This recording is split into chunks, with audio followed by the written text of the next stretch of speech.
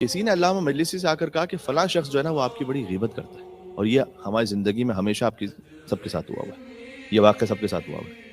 فلاں شخص تو آپ کے بارے میں یہ کہتا ہے۔ ایک تو بات یہ ہے کہ جناب کو اگر کہہ رہا ہے ہمارے بارے میں کچھ، تو جو آ کے جو بیان کر رہا ہے وہ بھی کوئی اچھا کام نہیں کر رہا، وہ خود بھی ایک غیبت کر رہا ہے۔ فلاں شخص آپ کے بارے میں دیکھو یہ کہہ رہا تھا، وہ یہ کہہ رہا تھا، وہ یہ کہہ رہا تھا، یہ ہماری زندگی میں سب کے ساتھ ہوا ہوا ہے۔ علامہ مجلسی نے سنا، اچھا، تو اس کو ایک لیٹر لکھا جس کے بارے میں بات کر رہے تھے نا، ایک اچھا سا کھجور کا باکس گفٹ، اس کو ایک لیٹر لکھا، کہا میں تیرا بڑا شکر گزار ہوں، تو نے میرے ساتھ وہ کام کیا، وہ احسان کیا ہے کہ جو اور شاید کوئی نہ کر سکے، اس لیے کہ شاید کچھ ایسا ہو کہ کچھ آپ کی ہوئی نیکیاں میرے نامہ اعمال میں آ جائیں، یا میرے کیے ہوئے گناہ آپ کے نامہ اعمال میں آ جائیں۔ اس لیے کہ رسول اللہ نے فرمایا ہے کہ قیامت کا سب سے بڑا ڈیفالٹر پتہ ہے کون ہے؟ ڈیفالٹ کر جاتے ہیں نا لوگ، آج کل بلڈرز بہت ڈیفالٹ کر رہے ہیں، تو ڈیفالٹ سب سے بڑا ڈیفالٹر کون ہے قیامت کا؟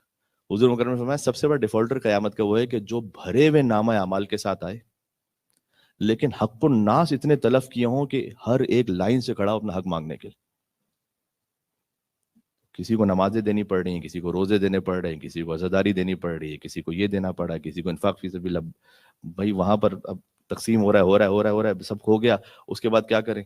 کہ اب تو کوئی بچی نہیں کوئی نیکی دینے کے لیے، تو کب دوسروں کے گناہ لو، اب ان کے گناہ لیے اپنے سر پہ، ان کے گناہ لیے کہ قیامت کا سب سے بڑا ڈیفالٹر یہ ہے کہ جو بھرے ہوئے نامہ اعمال کے ساتھ آیا تھا، خالی جو ہے وہ جہنم میں جا رہا ہے، یہ سب کچھ ختم ہو گیا۔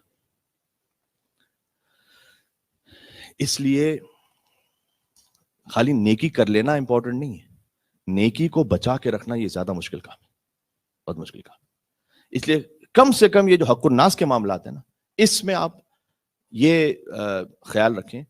کہ کوئی آپ کی ہو سکتا ہے کہ زندگی بھر کی پتہ نہیں کتنی نیکیاں، وہ کسی پر ایک تہمت، ایک غیبت، ایک کسی ایسے معاملے کی وجہ سے یوں ضائع ہو جائیں کہ قیامت میں پہنچے تھے بھر بھر کے کہ جناب ہم نے اتنی نمازیں شب پڑھی ہوئی، اتنے شب قدر کے اعمال کیے ہوئے، قرآن سر پہ رکھ کے بکا یا اللہ بکا محمد، پتہ نہیں کتنی مرتبہ ہم نے پڑھا، وہ وہاں کے پہنچے تو سب ایک ایک کر کے خالی ہو رہا ہے۔